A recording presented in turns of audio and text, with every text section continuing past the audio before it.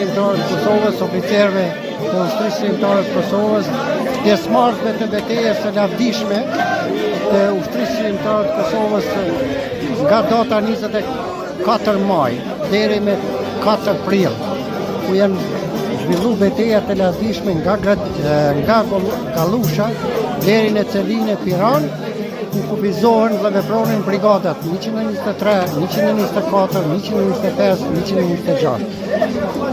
Një hipët beteja Mileskës, por kjo ishte beteja kur ishte për armikun beteja fundit para shlirimit të vendit.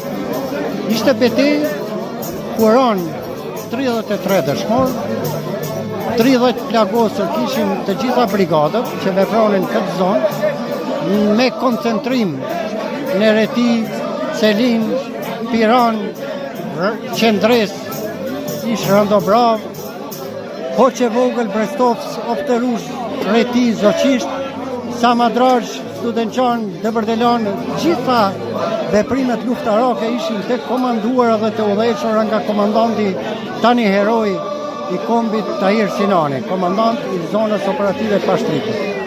Mjesitit e UÇK-s të brigadave përkatëse, të cilët i përmenda më lart, ishtin betejat e lavdishme, betejat e vazhdueshme që nga marsi i vitit 1998 deri në vitin 1999.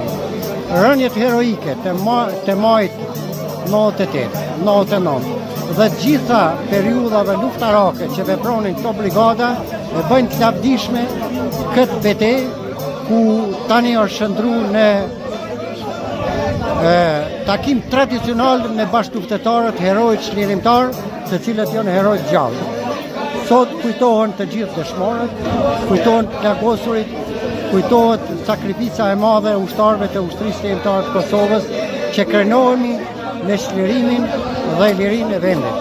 Prandaj unë dua t'i përshëndes të gjithë ushtarët e ushtrisë shqiptare të Kosovës, çlirimtarët të Kosovës, të vendit, çlirimtarët të cilët dhanë betimin për bashkimin kombëtar. Amaneti i dëshmorëve të rënë, herojve që sot na i kujtojnë. Me respekt për gjithë veteranët, familjet e dëshmorëve, invalidët e luftës, të gjithë ata që kontribuan në këtë betejë, posaçërisht që sot e kujtojmë. Sot jemi të buar për t'i kujtuar sakrificën e madhe të gjithë herojve, dëshmorëve, gjaku të derdhur për shërim nga vitin 1993, 94 deri në shërim të vitit 2000. Viti 1999 shënon epokën historike të çlirimit. Kujtojmë të gjithë sakrificën e atyre të cilët ranë, të gjithë brezave që kontribuan për çlirim. Sot në mesin ton kemi bashkëbuajt politik, të cilët në kazamatët e Serbisë vuajtën për të arë kjo dritë e madhe.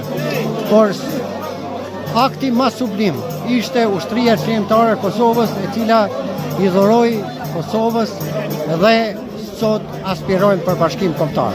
Bashkimin të cilën ranë të gjithë dëshmorët herojt e kombit. Me pietet të lartë kujtojmë gjithë komandantët që udhëheqën operacionin, ata të cilët sot nuk janë në mesin tonë, ata të cilët bën historinë e vete, dhe të gjithë këta djemë sot që janë herojt të gjallë për ta përshkruar betejat e lavdishme të ushtrisë shqiptare të Kosovës.